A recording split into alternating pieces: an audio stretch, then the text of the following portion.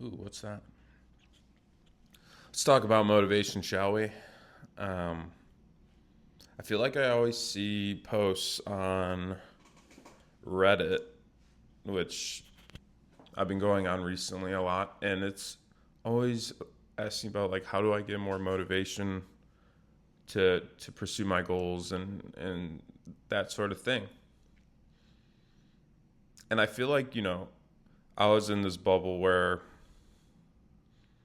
I thought motivation was like everything for me, and I needed to figure out how to gain more because I almost felt like either I lacked it or I wasn't doing things to get enough of it. And I feel like today's day and age, everyone's saying grind harder, play harder, you know, work outside of your 9 to 5, uh, kind of every waking minute needs to be put towards, escaping like the matrix or financial freedom. So when it comes to motivation, I just have kind of reinvented what I think it means to myself. And what I have placed on motivation is this. It's I use motivation as a way of the world communicating to me about something deeper inside me for inspiration. And Luke, what do you mean by that? Like you said, a bunch of mumbo jumbo. What I mean is when I'm motivated about something, I feel like that's just a hint from the world that that might be something that is of interest to me that I used to love to do as a kid. It's kind of like my inner dialogue speaking to me that wherever my motivation is, that initial spark, it's the paths that I should go down to and explore. So, if going to the gym and getting fit is something I'm motivated to get into and do, then that would be like a light bulb in my head saying, this is something that potentially has meaning in my life or something that is worth diving into because it means something to me in some way, shape, or form. And I kind of tie motivation into inspiration. Well, I kind of tie motivation into inspiration because if I'm motivated by something, I must have been inspired in some way, shape, or form to be motivated by that thing. Either it's seeing someone who's very fit, either it's seeing someone who's a really good drawer, um, seeing a movie that kind of speaks to my language and gave me goosebumps during a trailer or something like that. There's something in the weeds there that is causing that reaction, and it's my job and duty to follow that. So when it comes to motivation, I just say it's like the initial spark. It's kind of your compass, your north star as to where to go to. Um, it's kind of like your inner self speaking to you visually about things that are pulling your attention and where to go. But that's all it does. You know, after a week or so of exploring that thing, that's it's gone. The purpose of it, the tool is just a compass, nothing more, nothing less. Um, so when people are like trying to say like how do I gain more motivation, well, it's always there. It just you're trying to use a hammer outside of just for nails. It's the compass is a tool for what you need to explore. So it's not meant to stay with the the thing that it pointed you to, it's trying to find the next thing to be motivated by, or inspired by, I should say. Because that wouldn't make sense if it stayed with the one thing. That wouldn't make it a great tool. It would be broken or something, you know? So its job is just to point you in paths or routes for you to explore, but it's your job to dive into those subjects and stick with them and build routines, see if this is something that the compass was right about. And the thing that should be known is, you know, wherever route it points you to, every journey is difficult. Change is difficult. And when you're not at something that you want to be, that means you have to change yourself and your way of being in order to get there. And, you know, changing habits is very hard. Changing your lifestyle is very difficult. But it's your job to kind of gauge if this path that the compass is pointing you to is something that is worth your time, energy, and effort.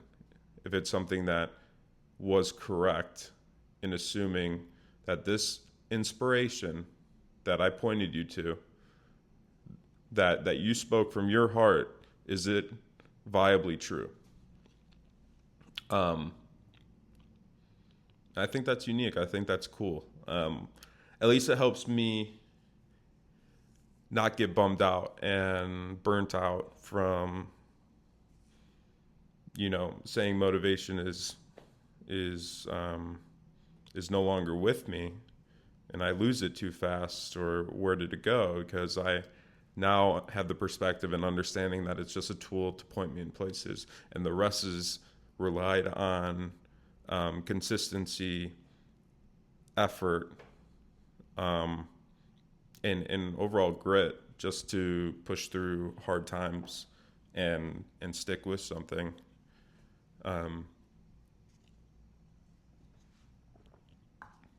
But that's what I have to say about motivation. You know, the whole consistency part of it is an animal of itself, because not only are you discovering if this is something that is really true and meaningful to you, but, you know, once the compass moves on to the next objective, other things are going to be pulling your attention too. So it's very difficult to not be surface level from one thing to the next thing without digging into that area that you got pointed into deep enough. Because if I got pointed into, let's say I was on Pinterest and I saw a very cool sketch that spoke to me, and I was like, this really gets me in the mood to want to try to draw that, or I wish I could draw that one day. So I started drawing and practicing. And while I'm doing it, I'm like realizing how much I suck, and like how much I'm not meeting my own expectations, and it's very hard on me because I'm just starting off in drawing, and it's very hard to do things that you kind of expect of yourself, and you want things to move faster. But while you're doing that in the difficult mud of things, your compass is still doing its job, and it might point you to, maybe it's a mountain bike that you see on the street, and you kind of tell yourself, like, you know, mountain biking would be super fun to get competitive in, or be in a race or whatever. I just see my bike. I'm just using it as an example, but so before you get to deep dive into drawing and get better at it consistently, you kind of just tell yourself, oh, I'm not good at this. It's not for me. It's not worth my time anymore. I'm going to try the mountain biking. So while you're on the surface over here and not diving deep enough into the subject for you to get better at, for you to learn more about, for you to get comfortable in your own skin and your own style. The same thing's going to happen over at the mountain biking situation where you buy all this equipment, you're getting ready for the race or whatever it may be, and you do it and you get burnt. Because all these people have been doing it for years and years, and kind of live that life of absorbing knowledge on how to get better, nutrition, everything that makes them a standout mountain biker.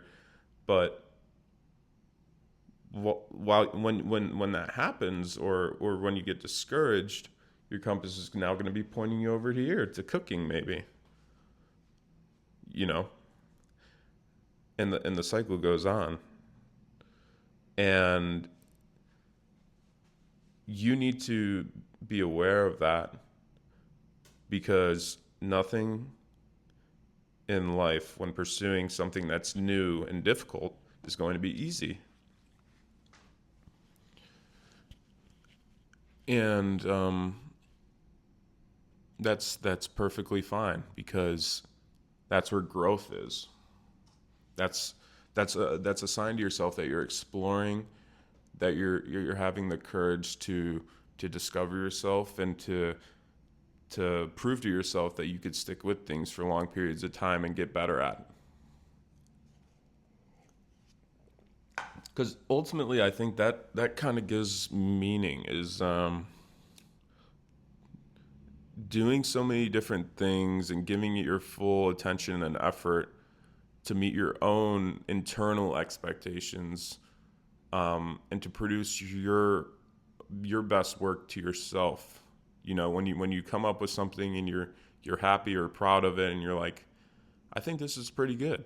Like this essay I wrote up, I'm proud of this. Like I think it's really good. At those types of points is clear validation and an internal fulfillment, and a sense of direction for what you can become and who you are. That I think the more that you do that with facets of life, and I'm kind of biased, but I think when you're doing that by creating with your own two hands, and you're producing things rather than consuming things all the time. I mean, reading's fine. Absorbing knowledge from mentors and things like that is great too. But the thought here is that you have to be taking some sort of action, to be doing something outside your comfort zone, to be trying different experiments out. And once you do that, I think it gives you a real sense of purpose, because you have all these different goals now. And not only do you have goals, but you knowing that you could complete them, and you having a track record of proving to yourself that you could stick with things and get better at, it gives you a sense of direction. And that's the biggest thing. A lot of people just don't have that sense of direction. And it's very difficult. I get it. There's days where I don't. There's days where I do. And the hardest part about it is you have to constantly work towards that sense of direction. And we're evolving as human beings. We have new cells every single day. So our direction and our goals might change every day, every hour, every week, every year. And you have to be constantly aware and constantly trying new things and testing the waters to try to understand where you want to be going. And I really do think and believe that everything is a lifestyle. So I was thinking about this in the shower the other day, like when you want to become something or someone that you're imagining in your head, the best way, I believe, is to reverse engineer who you want to be as to what they do, how would they live, and try not to get overwhelmed in the beginning. Maybe take a slow process of doing one step at a time. But if I were to think, I don't know why, but I just think of Conor McGregor, a UFC fighter. Um, he always preached living as if he was the champion already. And I think that's exactly what I'm kind of getting at is before you're even what you want to become, you have to live that life of that champion, that artist, that musician. Because the work that goes into getting there is enormous. And, it doesn't have to be a grand goal like that, but I'm just giving examples here that, everyone that has gotten to where they are has fulfilled a persona that is able to achieve that thing. Or else they wouldn't have been able to get there. Everyone that has gotten to where they are has 100% deserved it. Sure, there's like 1% luck, but that's just the odds of the world. But,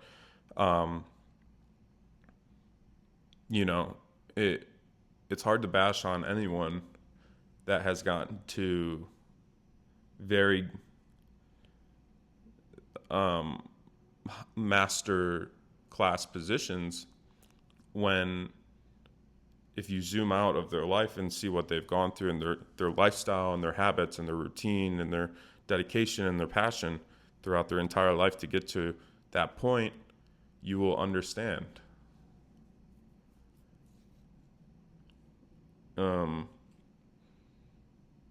Like if I were to live my life exactly like Gordon Ramsay when he was hit like 24. Does that guarantee I'll be the next Gordon Ramsay? No. But does that at least put me in the conversation or the realm of possibility of getting to his kind of status? Yeah, I would say so. It's a lot better chance of, doing my own thing and and and and not really following in the footsteps of the greats. Um, so that would be my take on that thing. I think you just have to live according to the person you want to become and the goals that you have, and think about what would they be doing, or look online or whatever the case may be about how they structure their life. Because if you're really serious about certain aspects or certain goals, like that's the way to do it. If you're more in the experimenting or not really sure what direction you're going in kind of phase, then I would stick with using your compass and being able to stick with things for around like 30 days, 60 days, build off it, small steps, tunnel vision. Don't get burnt out in those phases. Don't get overwhelmed, because it's important to stick with things during the beginning phases and prove to yourself that you're able to do those sorts of things. It's kind of like nourishing a seed and allowing it to grow before, moving on to the next plant. So that was my convo for today. I just ramble about random stuff, but regardless, I hope you have a great morning, great day, great afternoon, great evening, and till next time.